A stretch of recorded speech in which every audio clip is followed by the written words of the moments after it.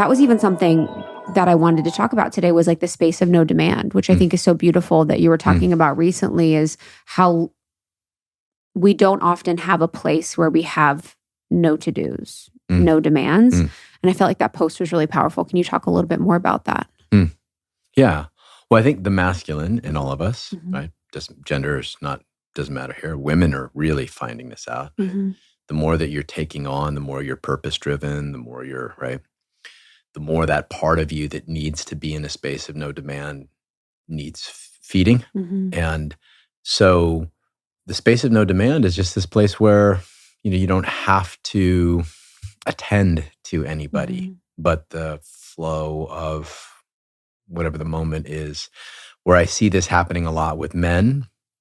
I don't know if it's the same for women. It might be slightly different. Maybe you can tell me, but it's this being out in a space of high energetic frequency, like nature, right?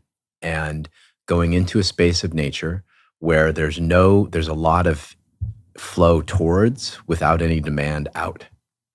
So that's why men get such a hard-on for going into nature, because they can go sit on a lake or sit in a forest or sit on a mountain. They could receive that transmission of just pure, unadulterated, natural That's beauty. like the feminine too, right? Totally. It's this feminine, yeah.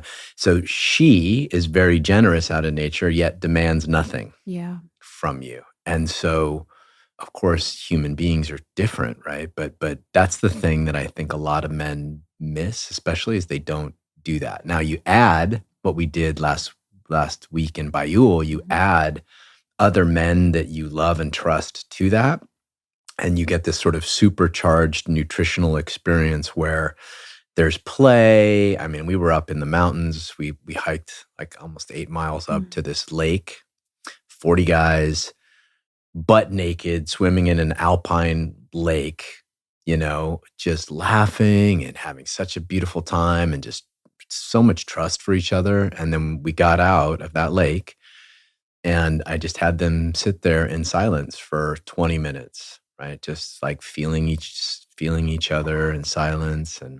And at the end they were like, no, we want to stay. We can just stay here. Like they could have stayed there for another 2 hours. And the reason is that dopamine gets created for men in particular. This is a biological thing, in a space of no demand with other men around, just like estrogen and and oxytocin gets created when women are in a space of connection together, right? Like the red tent, right? I was just saying this yesterday about the red tent. So the red tent creates oxytocin, women together touching each other. I mean, they're rarely sitting silently. Yeah. Whereas dudes will sit, if you give them the option, they will sit looking at nature silently. And that's how dopamine gets created. And dopamine is a precursor to testosterone.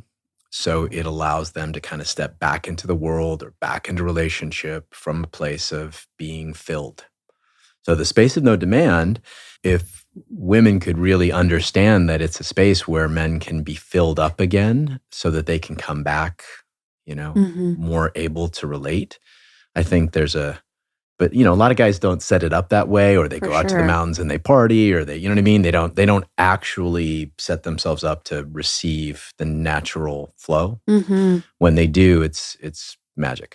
Why do the men need to be with other men? If they're receiving the nourishment from the feminine, which in this case is nature, the ultimate feminine, why the importance of having the other men around?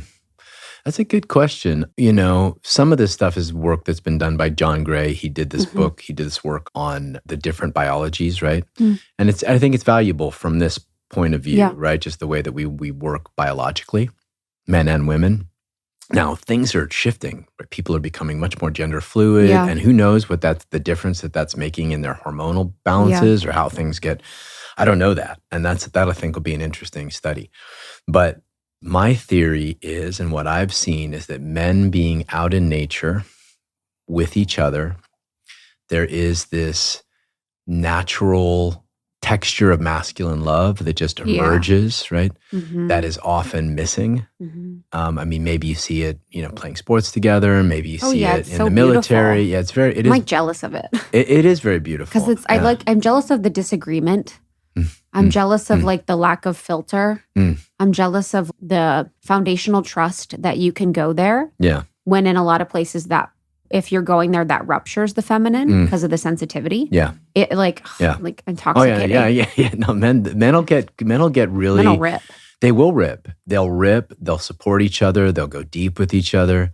You know, the night before we did this journey into the lake, they were doing taboo work together, right? Where 3 men were holding one man as he expressed, you know, some kind of texture of sexual taboo, which is a very, you know, vulnerable thing for men to do. But they were so generous and so loving and so supportive of each other. And so guys were able to go really deeply with other men, you know, just in a place of revealing, not creating polarity, that would be difficult for them to go with women. Because it's very, you know, some masculine taboos are very taboo. Yes, 100%. Very taboo. Some feminine ones too, let me tell you. So I think to answer your question, there's a hunger for men for that texture of masculine love that is like to be fully seen, to receive like play, like just to play together. Yeah. You know, they're like boys. Men get to be boys and they also get to be deep and they get to have this full experience, which is why I love men's program so much, men's group so much, because they get to have this full experience from play to deep conscious silence to, you know, challenge, right? There's just a whole spectrum of things. And I think that what it does is it fulfills a set of needs that men aren't even aware that they have, right? They're so, this is true of women too, just most human experiences, like we're so tied to the phone and to technology and to sort of instant kind of distraction that we don't realize we have these needs to be seen at a very deep level, to be felt at a very deep level until we're in it and we're like, fuck. Wow, like where has this been all my life? And that's what I see a lot in men. Thank you so much for tuning in to Morning Microdose by Almost 30. We hope you enjoyed waking up. As always, we encourage you to take what resonates and leave the rest. If you enjoyed this trip, tune into the full episode on the Almost 30 podcast. All episode information can be found in the show notes. Make sure to subscribe, and if this becomes a part of your morning routine, be sure to share it with a friend. We have new inspiring doses Monday through Friday. Follow us on Instagram at Morning Microdose and follow Almost 30 at Almost 30 Podcast.